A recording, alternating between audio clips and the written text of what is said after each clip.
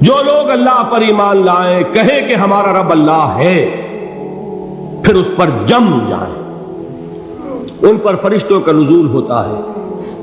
نہ کوئی غم کرو نہ خوف، خوشیاں مناؤ جنت کی جس کا تم سے وعدہ کیا گیا تھا۔ اللہ کی ربوبیت پر اطمینان جب انسان کو ہو جاتا، میرا رب اللہ ہے، ربی اللہ، انسان کے لیے نہ کوئی کھٹکا، نہ کوئی خطرہ، نہ کوئی خوف، نہ کوئی حزن۔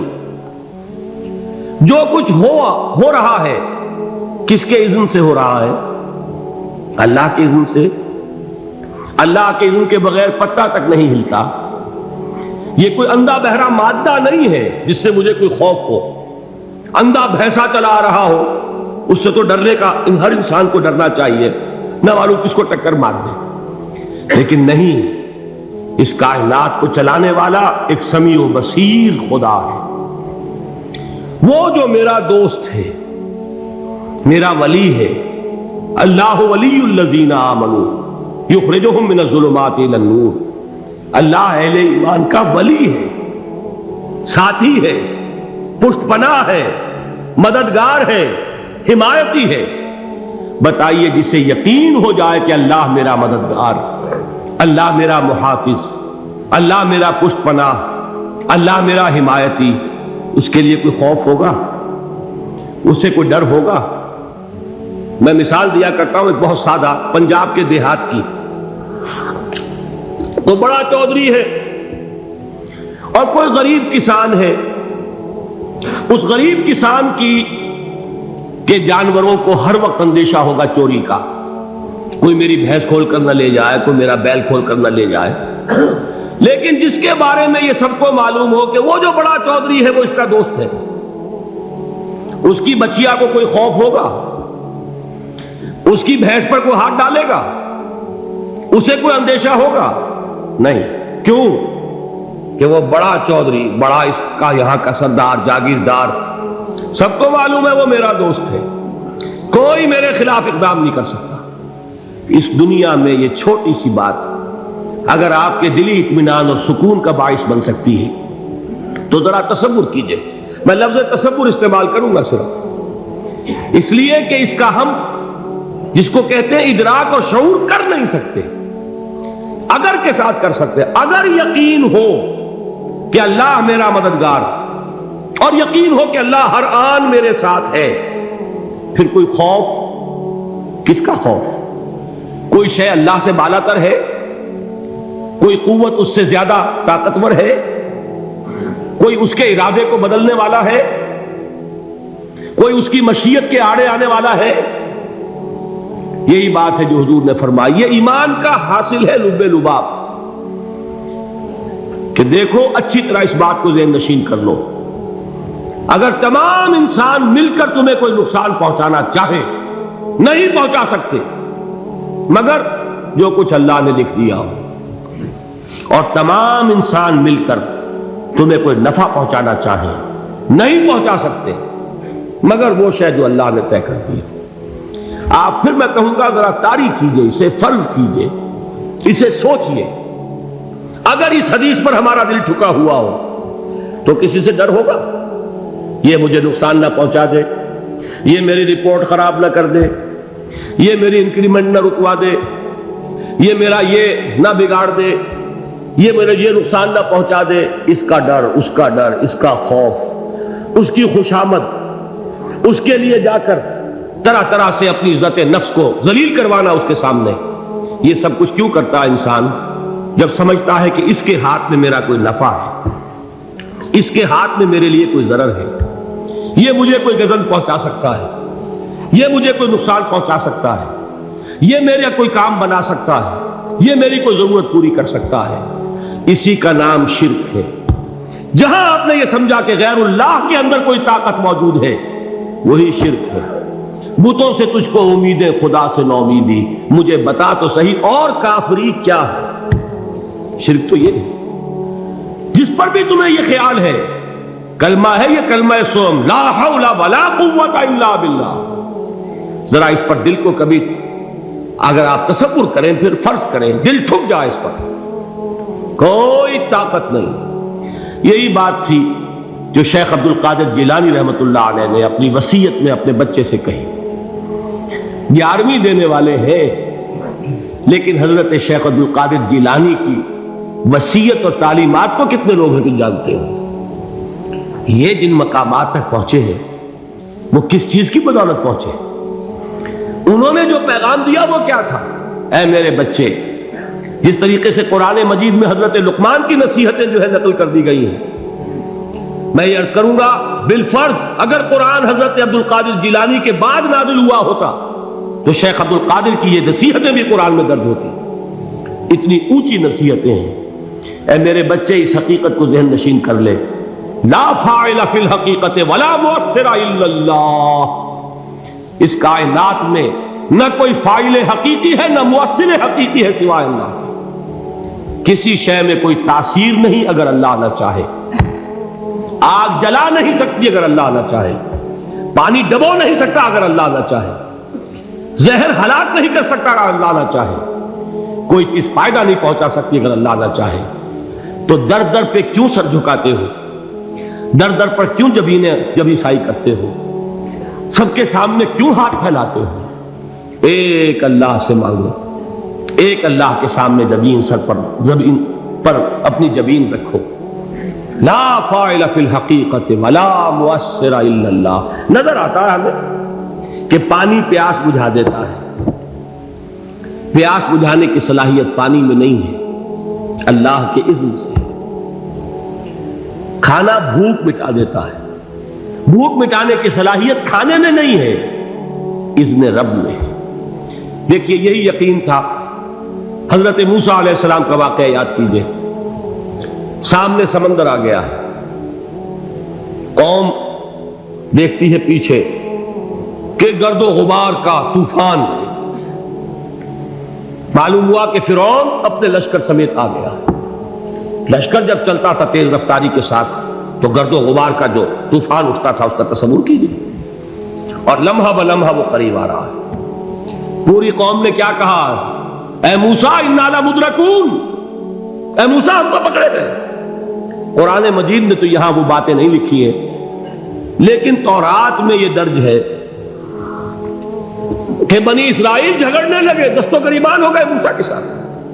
موسیٰ نے یہاں مروایا لا کر، اس سے تو ہم ہی بہتر تھے. وہاں کھانے کو ملتا تھا، زندگی تو تھی، بیگار ہم کر رہے تھے، موت تو نہیں تھی. اب جو کچھ ہوگا اس کا تصور کرو، جس طریقے سے ہمارے ٹکڑے اڑائے جائیں گے. تو لڑ رہے ہیں حضرت موسیٰ علیہ السلام سے. یہ تورات کی تفصیل ہے. قرآن میں صرف اتنا آیا ہے، پریشان ہو کر انہوں نے کہا انا لمدرکون. موسیٰ ہم تو پکڑے گئے. اس وقت موسیٰ کا جواب کیا ہے؟ کلا ان معی ربی سیہدین. نہیں، میرے ساتھ میرا رب ہے، وہ راستہ دے گا. بتائیے کہاں راستہ نظر آ رہا ہے؟ یہ ہے ایمان بالغیب. راستہ نظر نہ آئے تب اللہ پر یقین ایمان ہے. جیب میں پیسے ہوں اور تب دل کو اطمینان ہے تو ایمان کس پر ہوا؟ پیسے پر، اللہ پر نہیں. جب وسائل و ذرائع نہ ہو اور پھر یقین ہو کہ اللہ مسبب الاسباب ہے، وہ اسباب کا پابند نہیں ہے، وہ اسباب کا محتاج نہیں ہے، اسباب اس کے محتاج ہے. اگر یہ یقین ہے تو اللہ پر ایمان ہے. یہ نہیں ہے تو تمہارا ایمان اسباب پر ہے، وسائل پر ہے، ذرائع پر ہے، مادیات پر ہے، اللہ پر نہیں. اس وقت کہاں راستہ تھا؟ کوئی راستہ تھا؟ سمندر ہے اور ادھر سے لشکر آ گیا ہے. کلا ان معی ربی سیہدین. اب دیکھیے ایمان کہہ دینا آسان ہے، ہوا معکم اینما کنتم. جہاں کہیں بھی تم ہوتے ہو اللہ تمہارے ساتھ ہوتا ہے. لیکن اس کا یقین قائم ہو جائے تو زمین و آسمان کا فرق واقع ہو جائے. یہی بات ہوئی حضور کے ساتھ. غار ہے، چھپے ہوئے ہیں محمد رسول اللہ اور آپ کے وہ یار غار ابو بکر صدیق رضی اللہ تعالی عنہ. اقبال نے حضرت ابو بکر کی شان میں چند اشعار کہیں صرف، لیکن واقعہ یہ ہے کہ بھاری بھاری نظموں پر اور قصیدوں پر بھاری ہے. طویل ترین نظمیں اور قصیدے ہوں ان پر بھاری ہے. ہمتیں ابو بکر کی ہمت جو ہے کشت ملت را چو ابر، جیسے بارش سے کھیتی اپجتی ہے، ابو بکر کی ہمت اور عزیمت اس امت کو اسی طرح سینچنے والی ہے۔ ثانیے اسلام و غار و بدر و قبر، وہ دوسرے تھے اسلام میں، دوسرے پہلے کون تھے؟ انا اول المومنین، حضور فرماتے سب سے پہلا ایمان لانے والا میں، دوسرے ابو بکر۔ ویسے ہمارے ہاں یہ چلتا ہے اختلاف، حضرت علی پہلے ہیں کہ حضرت ابو بکر پہلے ہیں، لیکن اس میں بڑی خوبصورت تطبیق قائم کی ہے علماء نے، اور بہت صحیح ہے۔ چار کے بارے میں فیصلہ ہی مت کرو کہ کون پہلے، ان کی ایک عجیب تقسیم کر دی ہے۔ آزاد مردوں میں، بالغ مردوں میں سب سے پہلے ابو بکر، بچوں میں سب سے پہلے علی، خواتین میں سب سے پہلے خدیجہ، اور غلاموں میں سب سے پہلے زید بن حارثہ۔ بڑی پیاری تقسیم ہے، یہ چاروں ہی پہلے ہیں، ہر ایک کے لیے اولیت ہے۔ اور واقعہ یہ ہے کہ اگر زمانی اعتبار سے تعین ہوگا تو پہلے خدیجۃ الکبریٰ آئیں گی رضی اللہ تعالی عنہ، کسی اور سے بات کرنے کی نوبت بعد میں آ سکتی ہے، پہلے تو اہلیہ محترمہ سے بات ہوئی، آتے ہی پہلی وحی ہوئی ہے، ابھی تبلیغ کا حکم نہیں تھا۔ کس کو بتایا واقعہ؟ ابھی اپنی نبوت کی تبلیغ کا تو حکم ہی نہیں آیا، واقعہ کس کا ہے؟ وہ خدیجہ کا ہے۔ جب کہا ہے کہ خشیت علی نفسی، مجھے اپنی جان کا اندیشہ ہے، تو کیا جواب دیا خدیجہ نے رضی اللہ تعالی عنہا؟ وہ صدیقۃ الکبریٰ ہے، صدیقات جو ہے خواتین ان میں چوٹی پر خدیجۃ الکبریٰ ہے رضی اللہ تعالی عنہا، اور صدیق جو مرد ہیں ان میں صدیق اکبر ہے ابو بکر صدیق رضی اللہ تعالی عنہ، لیکن صدیقات میں چوٹی پر۔ جب حضور نے فرمایا خشیت علی نفسی، کیا فرمایا، کیا عرض کیا، کیسے تسلی دی؟ نہیں نہیں، اللہ آپ کو ضائع نہیں کرے گا، آپ غریبوں کے ہمدرد ہیں، آپ مساکین کے تکالیف رفع کرنے والے ہیں، آپ بیواؤں کی سرپرستی کرتے ہیں، آپ مسافروں کی خدمت کرتے ہیں، اللہ آپ کو ضائع نہیں کرے گا۔ یہ یقین ہے اس خاتون کے اندر۔ خیر وہ ایک علیحدہ بات ہو جائے گی۔ میرے دل پر حضرت خدیجہ رضی اللہ تعالیٰ عنہ کی شخصیت کا بڑا گہرا نقش ہے، جو وہ کوئی اور ہی وقت اور موقع ہوا تو بیان ہوگا۔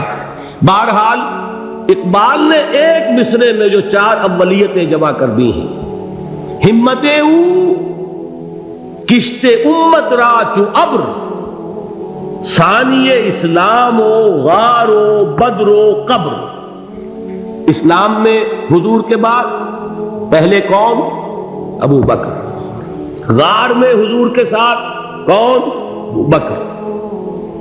بدر کی رات اللہ کا رسول سر سجود، وہ جھاڑ، وہ گھاس پھوس کی جو جھوپڑی بنائی گئی تھی، اور وہاں تلوار ننگی لے کر پہرا دینے والا کون؟ ابو بکر۔ اور اس حجرہ عائشہ میں محمد کے بعد سب سے پہلے دفن ہونے والا کون؟ ابو بکر رضی اللہ تعالی عنہ صلی اللہ علیہ وسلم۔ وہ جو معاملہ میں سنا رہا تھا غار ثور کا، حضرت ابو بکر بھی حضور کے خیال سے لرز گئے ہیں۔ آپ کو یاد ہوگا کہ جا کر پہلے تمام جتنے سوراخ تھے انہیں بند کیا ہے، ایک سوراخ رہ گیا تھا جس کو بند کرنے کے لیے کوئی کپڑا نہیں تھا، وہاں اپنی ایڑی رکھی ہے، تب کہا ہے حضور سے تشریف لائیے، اور اپنے زانو پر حضور کو لٹایا ہے، اور وہاں کسی موذی جانور نے کاٹا ہے، حضور کی آنکھ لگ گئی تھی، اس وقت اس بل کے اندر جو بھی بچھو ہے کیا ہے واللہ عالم، اس نے کاٹا ہے، اس کی تکلیف کی وجہ سے ابو بکر کی آنکھوں سے آنسو ٹپک گئے، حضور کے چہرے مبارک پر پڑے ہیں، تو حضور جاگے ہیں، معاملہ کیا ہے؟ ایڑی نہیں ہٹائی وہاں سے، مبادا وہ جانور وہاں سے نکل کر محمد الرسول اللہ کو کوئی گزن پہنچا دے، ابو بکر کی ایڑی ہے، جس طرح چاہے کھا لے، ختم کر دے، جان نکل جائے تب کوئی آنچ آئے، محمد پر تو آئے، لیکن جیتے جی نہیں۔ وہ ہے ابو بکر۔ حضور کے خیال سے اس وقت حضور نے پھر اپنا لعاب دہن لگایا ہے، اور اس سے پھر آپ کی تکلیف ختم ہوئی۔ جیسے خیبر میں حضرت علی کی آنکھ دکھ رہی تھی، اس کو جو شفا حاصل ہوئی ہے وہ بھی حضور کے لعاب دہن سے ہوئی۔ تو بہرحال اس وقت انہوں نے کہا ہے کہ اے نبی یا رسول اللہ، اگر اس وقت ان میں سے کسی نے غیر ارادی طور پر بھی اپنے قدموں کی طرف جھانک لیا تو پکڑے جائیں گے۔ کیا جواب تھا اللہ کے رسول کا؟ لا تحزن ان اللہ معنا، اللہ ہمارے ساتھ ہے، کیوں گھبراتے ہو ابو بکر؟ یہ ہے ایمان باللہ، میرا مالک اللہ، میرا رازق اللہ، میرا محافظ اللہ، میرا مددگار اللہ، میرا پشت پناہ اللہ، میرا دوست اللہ۔ یہ دوستی ہے اللہ کی جو لب لباب ہے، حاصل ہے ایمان کا، اسی کا نام ولایت ہے۔ اولیاء اللہ کے سروں پر سینگ نہیں ہوتے، جس کے دل میں ایمان راسخ ہو چکا ہو وہی اللہ کا ولی ہے، جسے اللہ پر یقین ہو چکا ہے وہی اللہ کا ولی ہے، جسے یقین ہے اللہ میرے ساتھ ہے، میرا مددگار، میرا پشت پناہ، میرا ساتھی، میرا دوست، میرا محبوب، میرا محب۔ اللہ اہل ایمان سے محبت کرتا ہے۔ واللہ یحب الصادقین، ان اللہ یحب الذین یقاتلون فی سبیلہ صفا کانہم بنیان مرصوص۔ اللہ محبت کرنے والا، اہل ایمان محبوب، اور اہل ایمان محبت کرنے والے اللہ محبوب۔ والذین آمنوا اشد حبا للہ۔ آپ تصور کیجئے جسے یہ رشتہ ایمان یا رشتہ ولایت حاصل ہو جائے، الا ان اولیاء اللہ لا خوف علیہم ولا هم یحزنون، آگاہ ہو جاؤ، اللہ کے دوستوں کے لیے نہ کوئی خوف ہے نہ کوئی حزن ہے۔